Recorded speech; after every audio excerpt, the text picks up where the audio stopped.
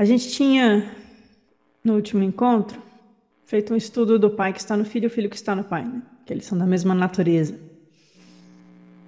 Porque não é um pai que cria, é um pai que emana. E quando a gente emana aquilo que nós somos. Então é sempre a mesma natureza. Então a gente fez esse estudo. E hoje a gente começa no dito 98 do Evangelho de Filipe, que fala daqueles que alcançam o reino dos céus, rindo e saem felizes. O Senhor falou bem. Alguns alcançam o reino do céu rindo e saem felizes. O cristão, que mergulha na água, volta como o senhor de tudo, porque ele não considera o batismo como um jogo. Ao contrário, ele despreza esse mundo mutante em prol da realeza dos céus. Se ele desdenha o mundo e o despreza como um jogo, ele aparecerá rindo. Então, essa passagem vem para nos mostrar que aquele que busca o reino dos céus, por mais que Jesus em Peixe Sofia fale tanto das renúncias, e aqui essa passagem fale sobre desprezar o mundo,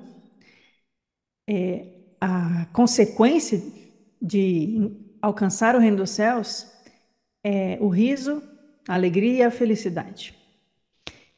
Então, nunca é de uma condição de falta, de uma condição de perda, de uma condição de lacuna, mas é um preenchimento, uma alegria, uma totalidade que nos preenche e nos dá aquilo que é uma bem-aventurança, né? Aqui as bem-aventuranças de Jesus, essa felicidade, esses bem-aventuranças, feliz daquele que alcançou, feliz daquele que bateu e entrou na porta, né?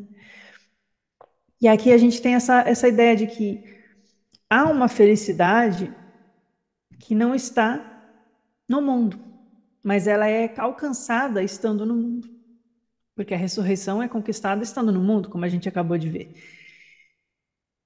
E a gente pode pensar em todos aqueles grupos, incluindo aí os essênios, incluindo os monges do deserto, que tem todas aquelas práticas ascéticas, né, de restrição. A gente que está acostumado com uma sociedade muito hedonista, muito da satisfação do meu desejo, do meu prazer, do que eu quero, a gente olha aquele monte de regra e fala, nossa, muita restrição, não pode isso, não pode aquilo. E eu fico pensando nessas restrições como uma etapa anterior ao caminho, mas são restrições que você se coloca nelas, não por um medo de punição no inferno, não porque alguém te obrigou, não porque alguém te ameaçou que tem que ser assim, mas você percebe o sentido daquela prática na sua vida, você percebe a falta de sentido das outras coisas na sua vida e você vai fazendo escolhas. Então, é à medida que a gente caminha no autoconhecimento, à medida que a gente caminha na vida espiritual, a gente se priva de certas coisas consideradas prazeres do mundo, mas a gente não sente isso como uma privação, se for de fato uma decorrência do nosso caminhar, do nosso despertar espiritual, né? Na verdade, a gente naturalmente se afasta daquilo que a gente começa a perceber que não só não é legal, como não nos faz bem, espiritualmente, emocionalmente, fisicamente, seja um alimento, uma bebida, uma companhia, um local, um hábito, um vício, né? Mas pelo caminho do preenchimento, não pelo caminho do só esvaziar-se do mundo, mas preencher-se de luz. À medida que a gente se preenche de luz, de sabedoria, de amor, de virtude, a gente começa a não ver mais tanto sentido naquelas coisas e por isso o tal do desprezo ao mundo. E aqui desprezo eu acho que a tradução não ficou muito boa porque esse tema dos gnósticos desprezam o mundo vai ser muito colocado por alguns autores acadêmicos, inclusive, né? Mas eu vejo que é muito naquele sentido que Jesus até no Novo Testamento aparece como devolve a César o que é de César e a Deus o que é de Deus, assim, tipo assim, deixa as coisas do mundo, elas são assim, mutantes, né? Tá escrito aqui, o mundo é mutante. Ele está sempre mudando, ele é insatisfatório. O mundo, ele nos leva a sofrimento, a dor. é um ensinamento do budismo, né? E do cristianismo também, de certa forma. Então, não se apegue a essas coisas do mundo. Não se apegue aos títulos que você vai ter no mundo ou às posses que você possa ter. Você pode ter, você pode não ter, você pode apreciar, você pode ter boas companhias, bons amigos, casar, ter filho, depende das suas escolhas, né? Mas não coloque isso como a coisa mais importante, né? Eu sinto que é isso que essa mensagem está trazendo. Não coloque o mundo como superior à realeza dos céus. Não coloque aquilo que você acumula no mundo, não acumule tesouros na terra, né? Mas buscai os tesouros dos céus, como mais importante as coisas dos céus, mais importante que as do mundo. Então, aqui é um sentimento de renúncia ou de desapego do mundo, porque a gente percebe esse mundo como um jogo de forças, um jogo de impermanência, um jogo de morte, um jogo de sofrimento. E às vezes esse desapego é forçado a nós, né? Nossos irmãos gaúchos vão ter que lidar com uma profunda dor de um luto, de uma perda, seja de vida, seja de suas casas e de, seja do seu futuro, né? Do futuro no sentido, aquilo que eu imaginava que eu ia fazer. Todo mundo faz planos, né? Vou fazer o vestibular, vou trabalhar em tal lugar, de repente o rio enche, aquele lugar não existe mais, a prova é adiada, aquela pessoa que eu gostava vai se mudar de cidade porque vai ter que reconstruir a vida. A gente é sempre forçado a colocar esse desapego em prática e eu desejo do fundo do coração que essas pessoas consigam voltar a encontrar sentido nas suas vidas para reconstruir novas oportunidades de vida. E no caminhar espiritual é isso que a gente está fazendo. A gente vai deixando as peles que não nos cabem mais. A gente vai deixando as vestes sujas, os panos velhos, se a gente não remenda pano novo com pano velho, né? A gente precisa deixar para trás, não o mundo. Aqui não se trata de virar ermitão, mas não ser afetado pelas coisas do mundo ou abalado com as coisas do mundo. E não é fácil, isso é uma das coisas mais difíceis que a gente faz, porque o mundo nos afeta emocionalmente o tempo todo. E quando eu falo mundo, cada um de vocês, né, vai saber da realidade de vocês. Aquelas pessoas que dão gatilho, que o pessoal chama por aí, que irrita, aquele incômodo, aquela pessoa do trabalho, aquele parente que você não se dá bem. Sempre tem alguém, né, que nos testa, seja até o marido, a esposa, os desafios com os filhos, que têm personalidades diferentes. Então é muita coisa para a gente lidar. E às vezes a gente passa uma vida inteira colocando toda a nossa mente, o nosso coração e a nossa energia em coisas desse mundo que a gente não vai levar para o pós-morte ou para a próxima vida, né? E que não, e o que a gente vai levar é aquilo que a gente transformou, cultivou na semente crística da nossa alma, né? Então essa passagem me traz esse sentido de existe uma alegria muito grande. Imagina o que não é como deve ser, porque eu não sei.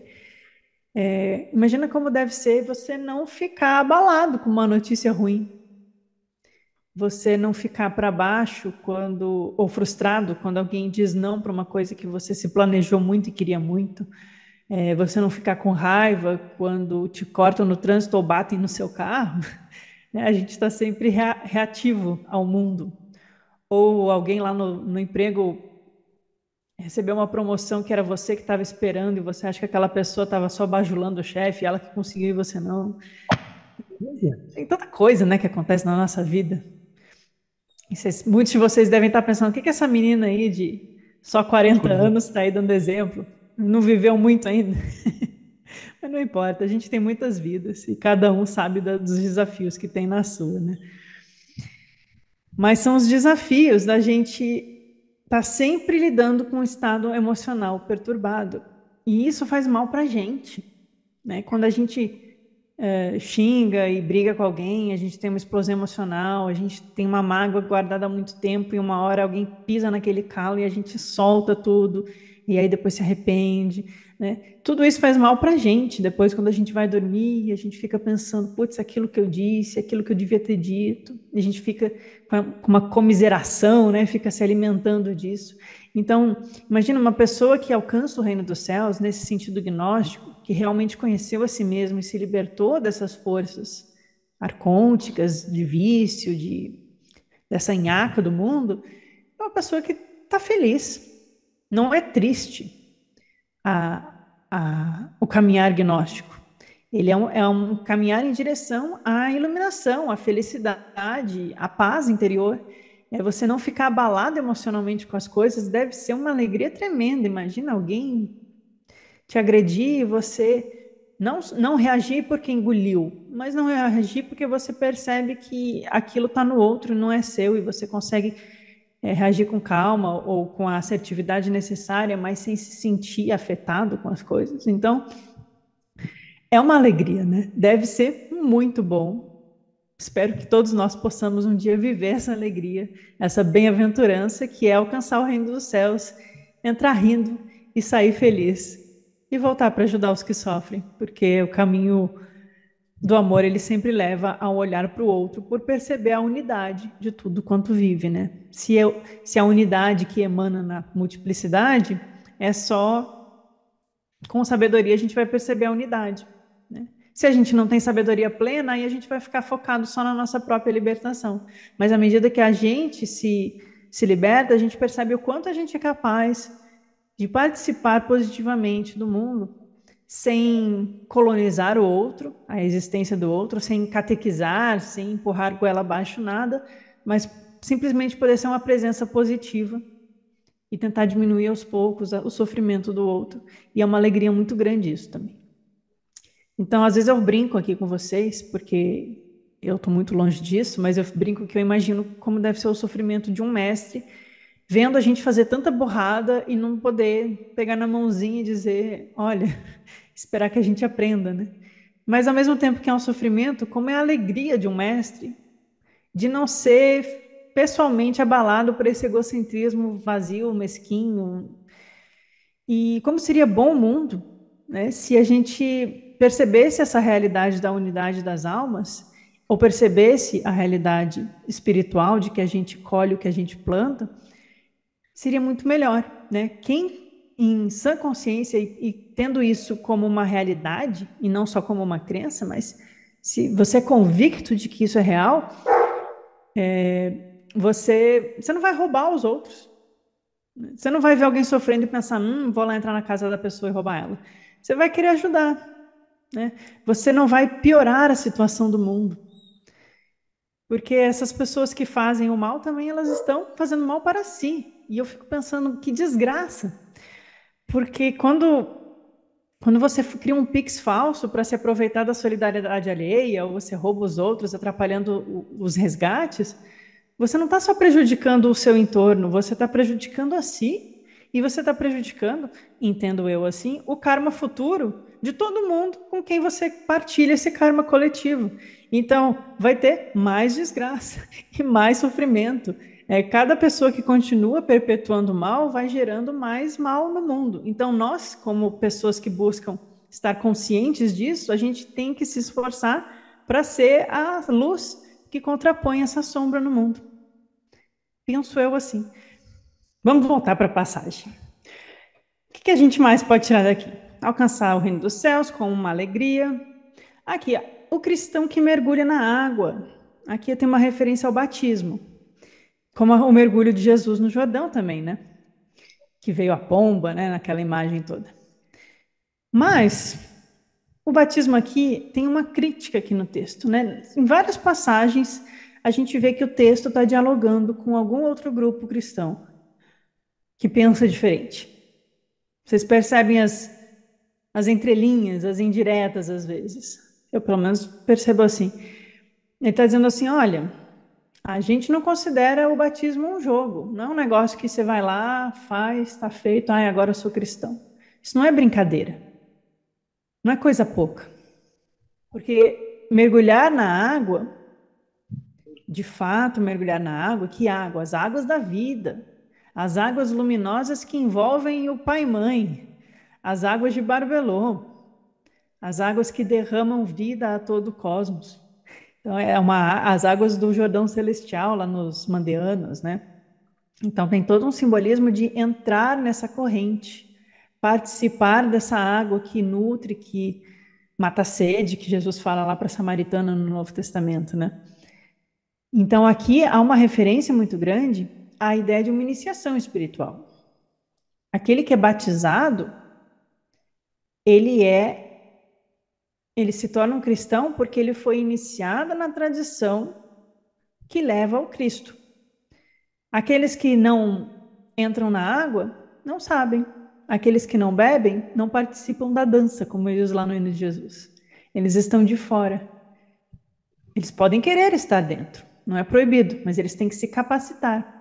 Então aqui a gente tem a ideia de que na tradição gnóstica há um caminhar de várias etapas de preparação, como tinha nos pitagóricos, como tinha na escola platônica. Lembram que tinha o período dos ouvintes, e aí tinha os acusmaticoi, depois os matematicoi, né? Que você tinha que passar 3 anos só ouvindo, e aí quando você estivesse pronto, você se tornava um matemático, ou aquele que não sabe geometria não pode fazer parte da academia platônica.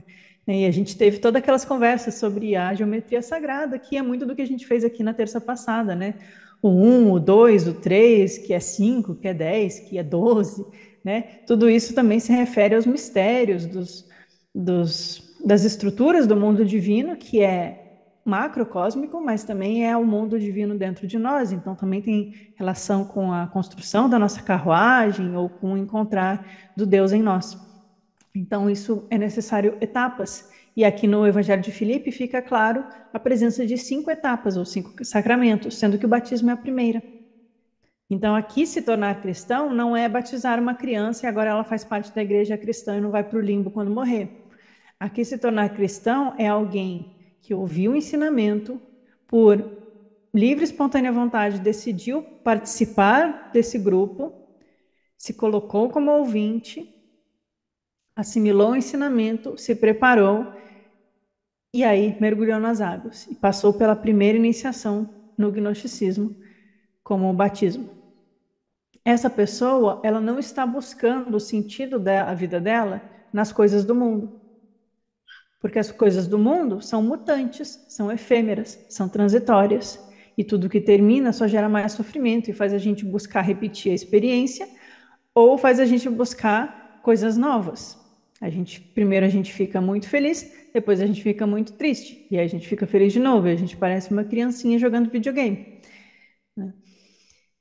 E até se fala hoje em dia, né, muito do vício em dopamina, nem sei se é muito neurocientífico isso, mas eu vi alguns podcasts sobre isso, que a gente está sempre se autogratificando, e isso gera um mecanismo de vício quando a gratificação no cérebro é muito rápida e muito fácil, que não necessita muito esforço.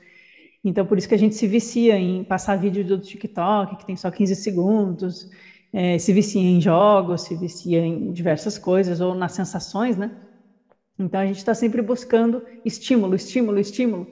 E o estímulo é sempre voltado para fora. E as tradições espirituais vão falar: olha, esse para fora é os arcontes querendo te distrair, para que você não reencontre o seu caminho para casa, né? Volte-se para dentro, né?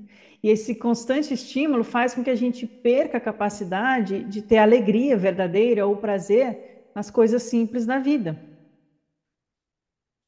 Que a gente pode ter alegria e prazer nas coisas da vida. Numa companhia, numa viagem, numa comida, numa leitura, numa música. Só que aí quando a gente está com o cérebro hiperestimulado, as coisas simples parecem chatas. Então, isso me lembrou também quando eu estava lendo, porque aquele que busca o batismo e que se torna um verdadeiro cristão, ele não está buscando esse mundo mutante, ele está desprezando, não no sentido de desprezar as pessoas, eu odeio o mundo, odeio todo mundo, mas esse mundo aqui, ele não tem tanto apelo assim para mim, porque eu coloquei a realeza dos céus como minha meta, e eu percebi que é uma joia muito mais preciosa do que qualquer coisa que esse mundo possa me dar. E aí a gente vai começar a não cair mais nas armadilhas do mundo. Às vezes a gente vai cair, mas pelo menos a gente toma consciência e fala, ou às vezes a gente se dá conta que está caindo no meio do processo e consegue frear. A meditação ajuda muito nisso também. E aí a última passagem, né? Se a gente desdenha o mundo e o despreza como um jogo, ele aparecerá rindo, né? E aí lembra aquela imagem do, acho que é do budismo, Bruno tá aqui me corrige, que o mundo é como um sonho. Tem um ensinamento que é assim, é como se fosse um sonho, não é que o mundo não existe, ele existe, tanto que tem gente aí sofrendo. Mas é como se fosse um sonho. Então, assim, eu não quero ter um pesadelo. Então, quando eu tô tendo um sonho bom, é melhor. Mas não coloque tanta energia nesse sonho. Perceba que isso vai acabar quando você acordar, né? Então, é mais um ensinamento aí de Jesus, ou atribuído a Jesus, do Evangelho de Filipe, que eu acho que a gente pode ver muito teor oriental também, da sabedoria oriental, ou da sabedoria universal, né? De alguém que viveu, transformou a si mesmo, encontrou o reino e percebe a realidade transitória do mundo. Bom, aqui nessa imagem, ó, pus pai e mãe cuidando do mundo. E assim é também com o pão e o cálice e a crisma, apesar de haver outro superior a esses. Assim como, vamos lá. Essa segunda passagem eu devia ter colocado as duas juntas, elas estão emendando. Ó. Aqui falamos do cristão que mergulhou na água, passou pelo batismo. E aí ele desdenha do mundo e despreza como um jogo porque ele passou pelo batismo. E aí esse grupo gnóstico aqui está dizendo, olha, o nosso batismo, ele é para valer, gente. Batismo aqui é coisa séria, não é só um rito externo. Batismo é uma transformação interna, é um estado de transformação que te muda para sempre internamente. E assim também é com o pão. Pão é o quê? O corpo de Cristo lá, né? A crisma, o cálice. Não, é a Eucaristia, o cálice e a crisma, né? Ele está fazendo referência às outras. O batismo, a Eucaristia, a crisma, troquei a ordem. Batismo, a crisma, a Eucaristia, a redenção e a câmara nupcial. Então, ele está dizendo, também é assim com as outras etapas do caminho espiritual. Você sai rindo do batismo porque você percebe a entrada no reino. Talvez você não tenha entrado ainda, mas você já tem um vislumbre, você já bebeu daquela água. Você viu o caminho do rio, e esse rio ele não afoga, ele só mata a sede, ele te leva para o reino celestial. E o mesmo se dá com as próximas etapas, com a crisma, com a Eucaristia, né? O pão representando o Cristo em nós, que vai ganhando forma dentro de nós, o cálice como a alma que se abre para o alto para receber essas águas e ser uma portadora das águas da vida. E a redenção e a câmara nupcial, onde rei e rainha se unem, né? Então, e há outro superior a estes, ele dá essa dica. Talvez aqui a gente esteja falando da primeira etapa de um caminho, mas talvez haja outra etapa, né? Quando a gente vence aí o leãozinho, o ego fechado em si mesmo, em si mesmado, egocêntrico, vaidoso, ganancioso. Aí a sua serpente, que representa nesse caso aqui a luxúria e o veneno, ela se transmuta numa serpente de duas pernas, num leão coroado pelo sol. E aí tem o nascer do sol, o Abraxas, que são outros simbolismos, né? Só brincando aqui com o mito gnóstico para quem gosta. Né? Mas talvez haja, quando a gente vence o demiurgo, vence essa ignorância e se liberta desse mundo transitório e entra no reino dos céus, talvez haja uma outra etapa que nos leva desse estado de união de Sofia com Cristo até o um. Talvez. E aí na 100. O mundo foi criado por engano. Eu adoro quando eles brincam com o mito. O mundo foi criado por engano. Poxa, Deus se enganou.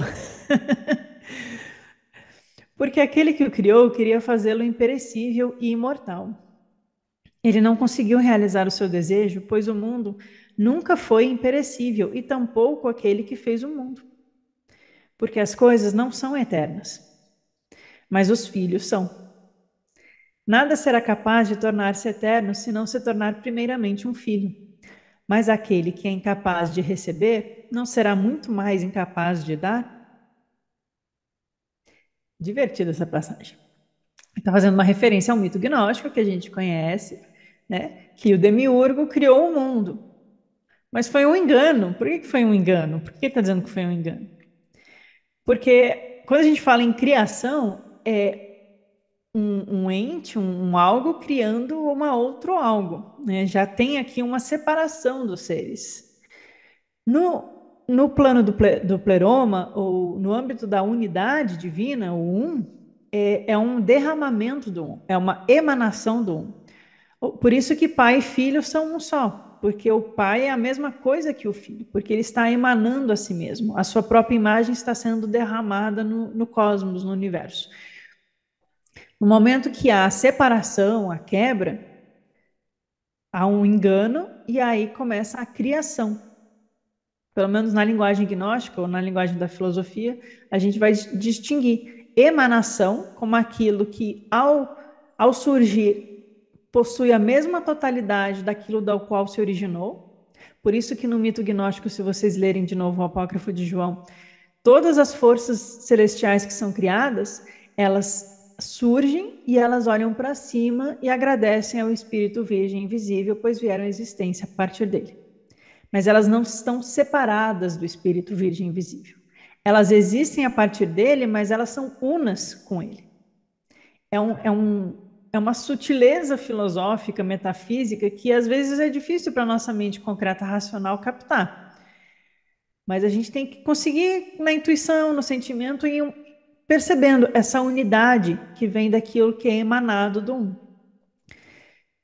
De tudo isso que é emanado, a última camada é aquela que decide olhar para baixo. E quando ela olha para baixo, ela tem um desejo puro, inocente e genuíno de criar. Só que ela faz um engano, porque ela cria separando-se do um, porque ela não tem a capacidade de emanar, ela é uma emanação. Né? Aquele que derrama é o um, aquilo que foi derramado não derrama em consequência, né? Então ela não consegue derramar um, porque ela é uma parte desse um. Então ela se separa da sua cisígia, o seu par, e ela gera um desequilíbrio.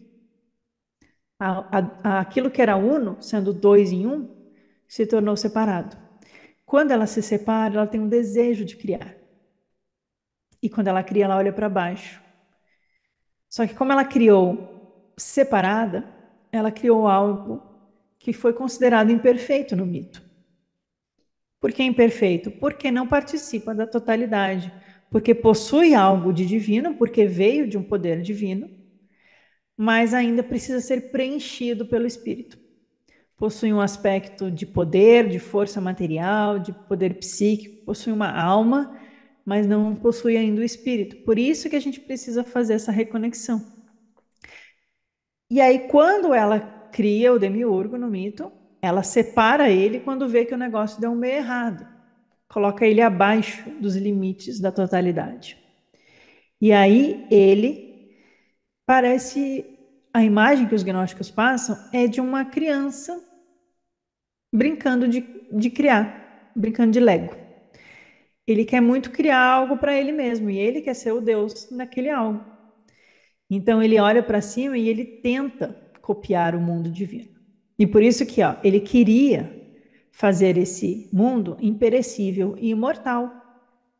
Mas ele não consegue, porque ele não possui em si a totalidade da natureza imperecível e imortal, porque ele foi criado a partir de uma quebra, de uma separação.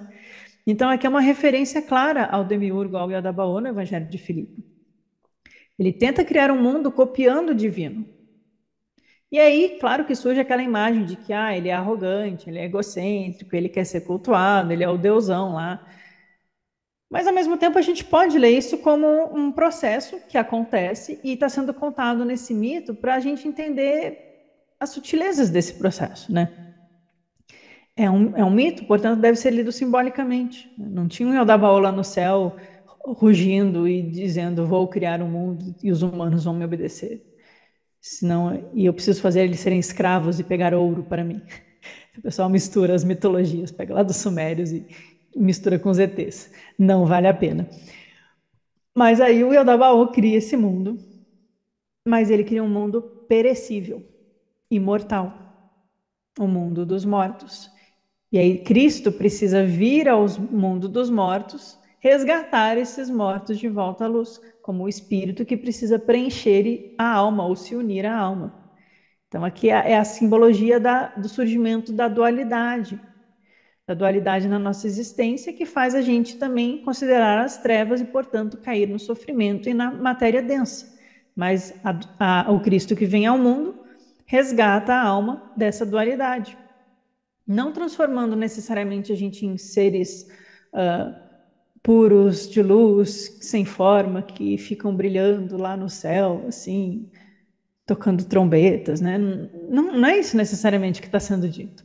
Tá sendo dito que esse mundo, ele possui metade da natureza divina, ele possui uma parte, né? A parte do poder de Sofia.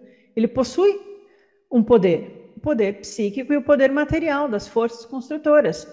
O problema é que elas estão desarmonizadas com o todo, porque a gente precisa reintegrar esse todo que foi separado por ela, né? Então, o mundo é mortal e perecível, mas Jesus deu o exemplo de que é possível que a gente se torne imortal e tenha vida eterna. Como que se faz isso? Colocando-se no caminho para encontrar o Cristo em nós, a partir da prática dos ensinamentos, do escutar dos ensinamentos, e aí o batismo, a crisma, etc., caso a gente coloque os pés na senda dessa corrente, né? As coisas daqui não são eternas, mas os filhos são. Que filhos? Os filhos da Câmara Nupcial, aqueles que uniram rei e rainha, e dali surge o filho. A gente já viu isso umas 2, 3 semanas atrás. O filho do homem, o filho que é idêntico ao pai, o surgimento da criança divina, a criança coroada, etc.